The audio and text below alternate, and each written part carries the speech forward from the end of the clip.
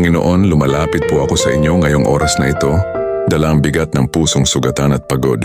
Kayo po ang nakakakita ng mga luha na hindi nakikita ng iba at nakakaramdam ng sakit na hindi namin kayang sabihin. Lord, sa mga panahong hindi namin maintindihan ang mga nangyayari, turuan mo kaming magtiwala sa plano mo. Kapag masakit na, kapag parang hindi na namin kaya, yakapin mo po kami ng iyong kapayapaan.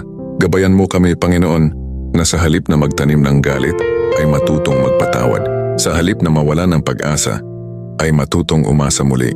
At sa halip na tumingin sa sakit ay tumingin sa pag-ibig mo.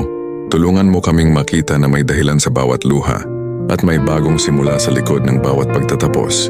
Bigyan mo kami ng lakas na bumangon at ng puso na marunong maghintay sa tamang panahon. Lord, salamat po dahil kahit kami ay nasasaktan, alam naming hindi mo kami pinapabayaan. Sa bawat hakbang namin, ikaw ang ilaw na gumagabay. Manatili ka sa aming puso at ipaalala mo lagi na sa iyo may kapayapaan, may pag-asa at may bagong simula. Sa pangalan ni Jesus, Amen.